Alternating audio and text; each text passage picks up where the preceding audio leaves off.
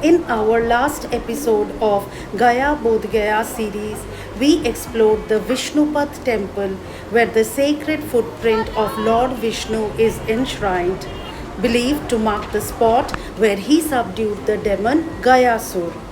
We moved on to the Falgu Ghat on the banks of the holy river where Lord Rama and Sita performed Pindadan for their ancestors, a tradition that devotees continue to follow to this very day in Gaya. We stayed the night at Bodh Gaya in Hotel Maria International, which had spacious rooms with all amenities provided, and it was a well-maintained accommodation. Our journey the next morning took us to the towering 80 feet grand Buddha statue radiating peace and compassion, and we also experienced the grandeur of the 100-foot reclining Buddha statue, the tallest lying Buddha statue in India. And finally, we visited the Green Tara Devi Temple, the compassionate female bodhisattva regarded as the mother of liberation in Buddhist tradition. That summarizes our journey of the last vlog, and hope you enjoyed it. Today I will take you through 3 extraordinary places. First, the Mahabodhi Temple, a UNESCO World Heritage Site, and the very spot where Siddhartha attained enlightenment under the Bodhi tree. You will also see the spots in and around the Bodhi tree where Gautama Buddha spent his 7 weeks after attaining enlightenment. To this very day, pilgrims from all over the world walk barefoot here, chanting, meditating, and paying homage, keeping the flame of the Buddha's awakening alive. Next, we visited Sujata Garh, a brick stupa built to commemorate Sujata's offering of kheer to Siddhartha. Nearby is the Sujata Temple, which has idols of a simple village woman, Sujata, offering kheer to Gautama Buddha. Lastly, we visited the Dungeshwari Hills.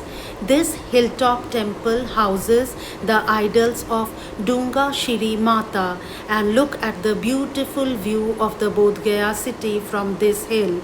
It also houses the emaciated statue of Lord Buddha, since he underwent intense meditation here. This is a place of unique spiritual heritage where Hinduism and Buddhism coexist peacefully. So come with me as we begin this spiritual journey at the heart of Bodh Gaya with the Mahabodhi Temple. Hello and welcome back to Doctraveller MN.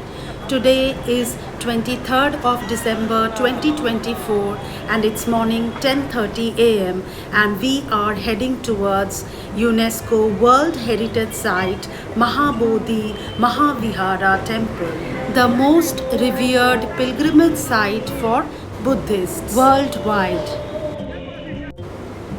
There is no entry fee to enter the temple premises, which is open daily from 5 a.m. to 9 p.m. However, visitors must pay a fee if they wish to use a camera or record video inside the temple.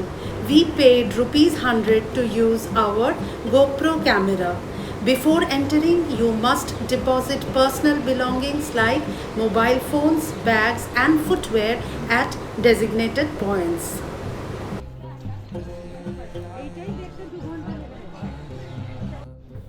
So we are in the temple premises now, as you can see, and this is the first gate, and we have entered through the first gate.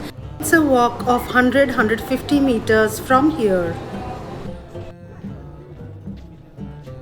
This is the main temple shrine built during the Gupta period around 5th to 6th century AD. We wanted to use the washroom first, so we took a detour on the left side, and here you can see monks from different parts of the world sitting here, meditating, chanting, and doing prostration and circumambulation of the temple. Indeed, heartening to see.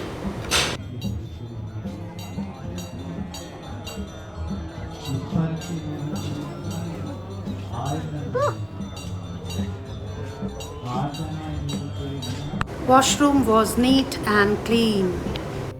The main tower, as you can see, has a pyramidal structure and ends into a chhatra or umbrella, symbolizing the highest spiritual attainment.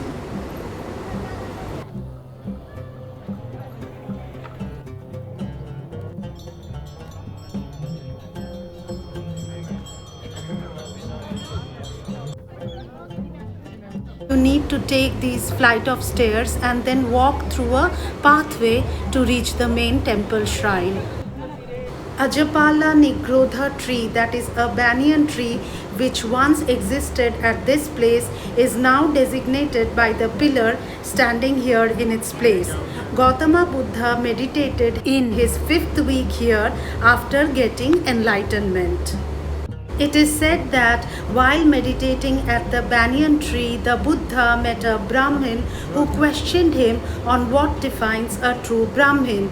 The Buddha replied that it is not by one's birth but one's virtuous deeds that a true Brahmin is defined. The main tower stands tall at 55 meters.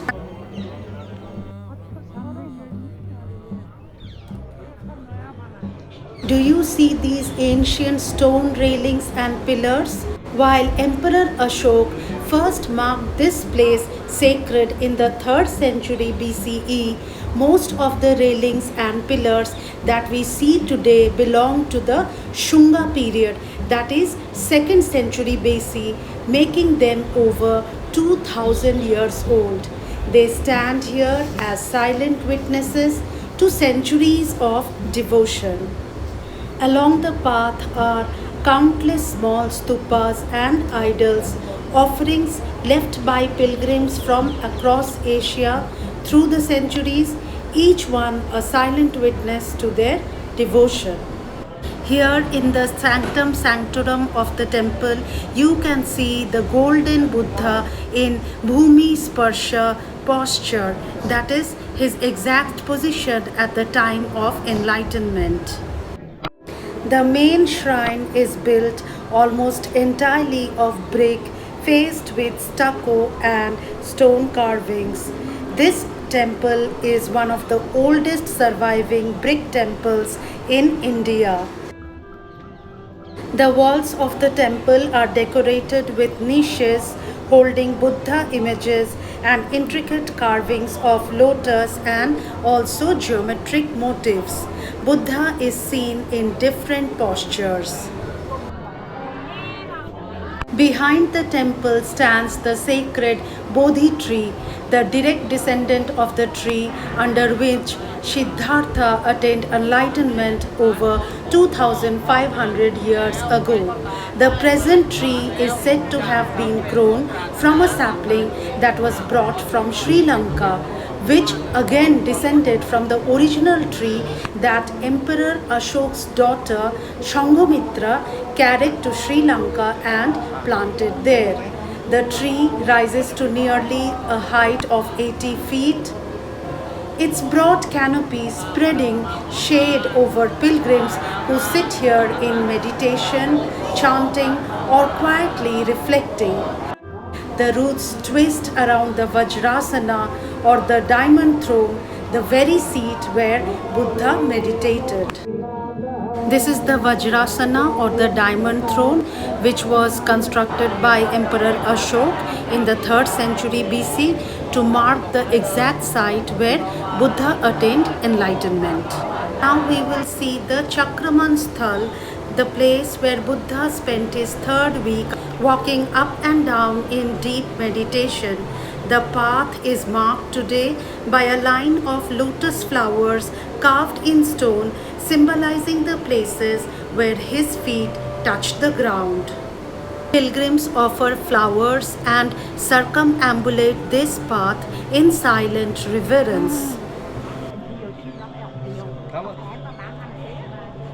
We too circumambulated the pathway and have now reached towards the main entrance of the temple. Look at the beautiful carvings and the artwork on the temple walls. Truly awesome. All these small stupas have been offered by devotees around the world.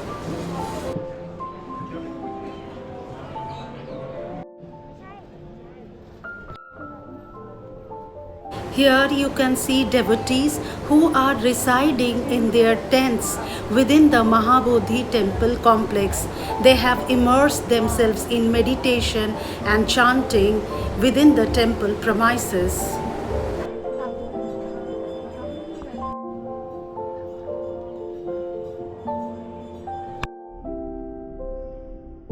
At the time of our visit during the Christmas time, the temple was alive with the International Tipitaka Chanting Festival.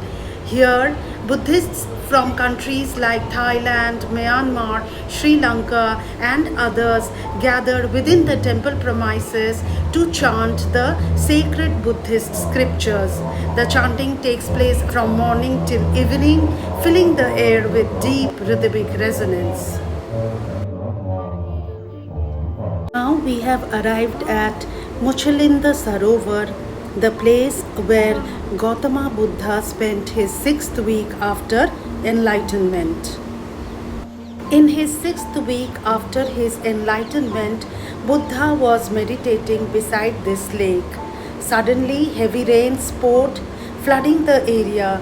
It was then that Muchalinda, the Naga king or the serpent king, rose from the waters, coiled his body beneath the Buddha as a seat, and spread his hood above him as a shelter. This moment is remembered as a symbol of protection and harmony between nature and the enlightened one. You can feed fishes in the Sarovar. In his 2nd week, Buddha did not sit in meditation but instead stood gazing at the Bodhi tree without blinking in silent gratitude for the shelter it had given him. This spot is today marked by the Animeshlocha Stupa, which means the shrine of the unblinking gaze. In the 4th week after enlightenment, Buddha entered into a deep meditative state at Ratangharh or the jewel house. It is said that the brilliance of his wisdom shone so brightly that it illuminated the surroundings with a radiant light. This spot is thus remembered, hence the name Ratangharh. Walking through the temple complex, I realized that the Buddha's teachings are not just history, they are alive, vibrating in the air, in each prayer and each breath.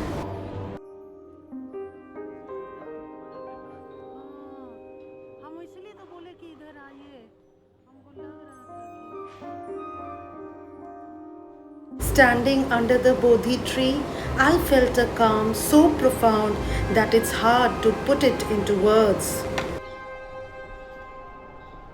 It took us more than an hour and a half to complete the tour of the temple complex and to understand Buddha's life and his teachings. It was indeed a memorable visit to Mahabodhi Mahavihara Temple. Lastly, this is the Rajyatna tree, which is outside the main Mahabodhi Temple complex, where in his 7th week after enlightenment, Buddha accepted offerings from 2 merchants, Tapusha and Bhalika, who were his first lay disciples. Don't forget to visit the site. Next, we visited Ram Janki Temple, which is situated just by the Mahabodhi Temple complex. We offered our prayers Our next stop was Sujata Garh. We needed to cross river Falgu. It lied at a distance of 2 kilometers from Mahabodhi Temple. Sujata Garh is under the maintenance of Archaeological Survey of India ASI, and here it tells briefly about the history. Sujata Garh is believed to be the home of Sujata, a young village woman whose simple act of kindness changed history. According to tradition, Siddhartha performed intense meditation for 6 years.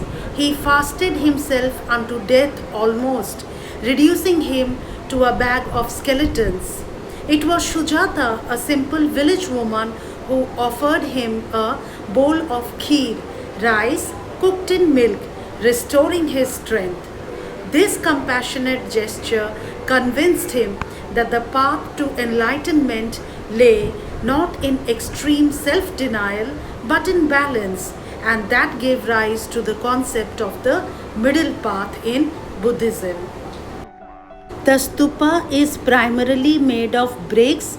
It spans a diameter of 65.5 meters, and the bricks used were unusually large, 15.5 inches into 10.25 inches into 3.5 inches thick. Excavations done by ASI in the 1970s and in the early 2000s revealed it to be a double-storied circular stupa, which originally had a guard railing all around with a pradakshina path, that is, the pathway for circumambulation.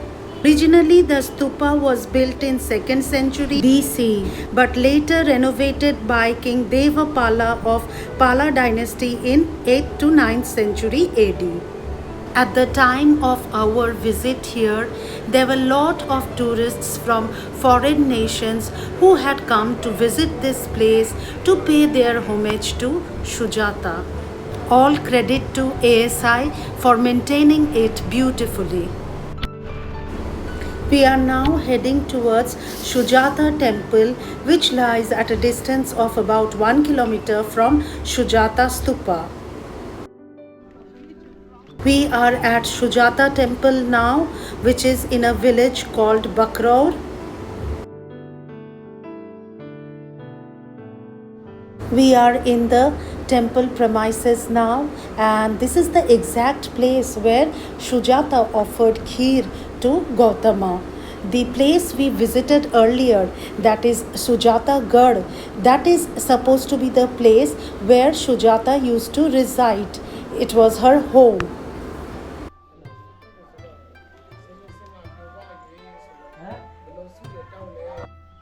Sujata offered kheer to Siddhartha under a banyan tree, and this is the exact banyan tree. We are standing right under it, and you can see this huge banyan tree. It has been decorated by prayer flags now, and there are several tourists from mainly from foreign nations who are being given discourses by the local monks here.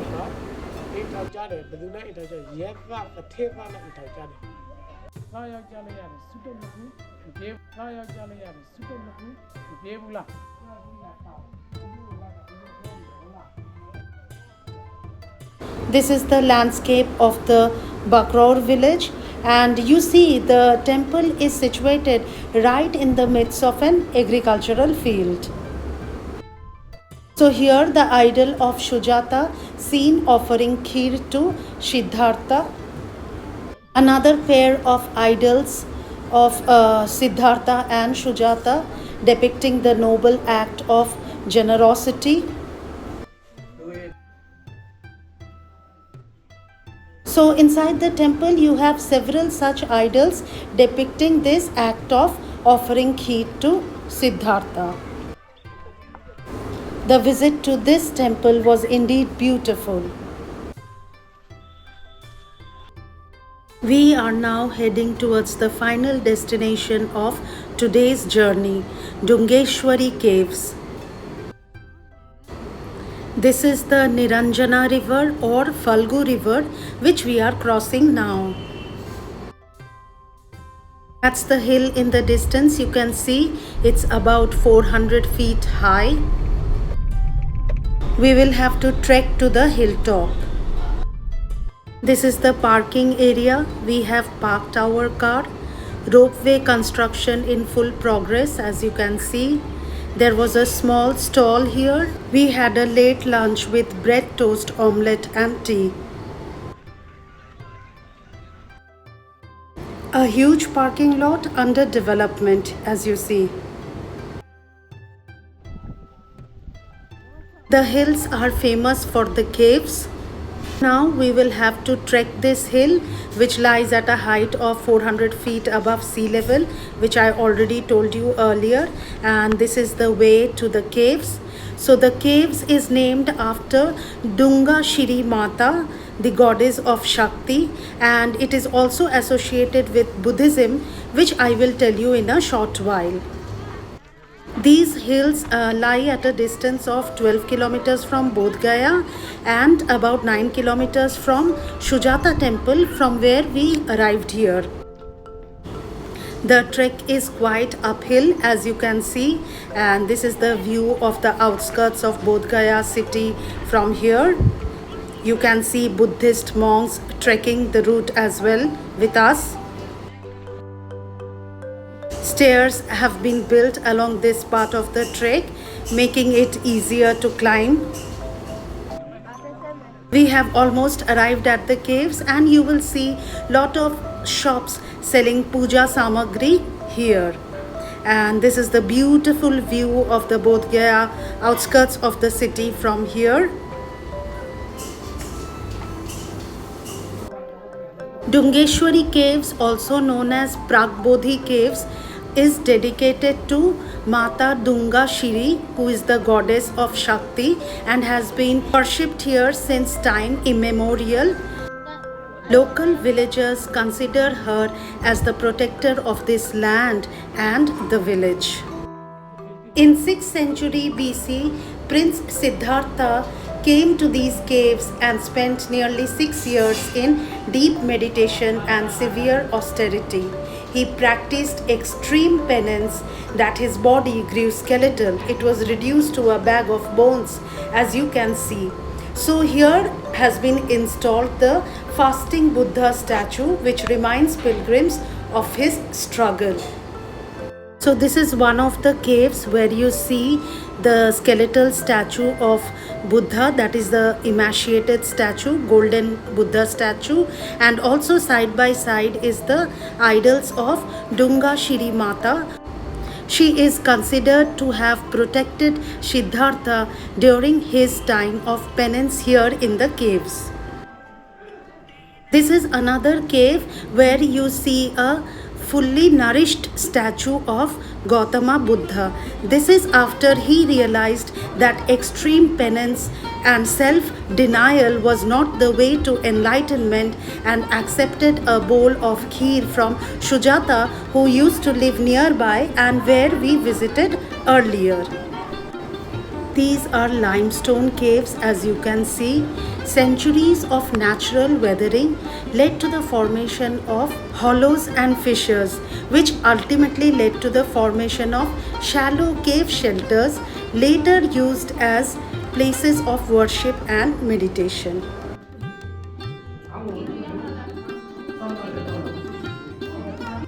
Lamps were being lighted by devotees at the time of our visit. It was surreal. Since Buddha spent his time here before enlightenment, that is why these caves are also known as Bodhi Caves. Prag means before and Bodhi means enlightenment. We indeed felt blessed to have visited such a place where the walls reverberate with centuries of prayers and devotion. There is facility of washroom and for monks to live here. They also offered us a cup of tea.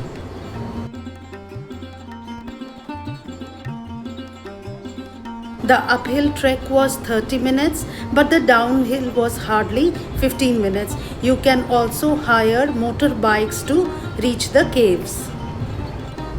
That brings an end to our beautiful journey in Bodh Gaya. You can see the red orange sun setting in the horizon.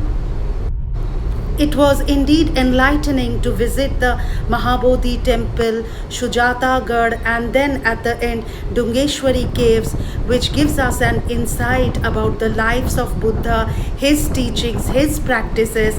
It teaches us that it is not in hard austerity or self denial that truth is revealed, but in a balanced approach towards life that leads to ultimate truth and awakening. Hope you liked this vlog. Do let me know in your comments. Till then, goodbye and take care.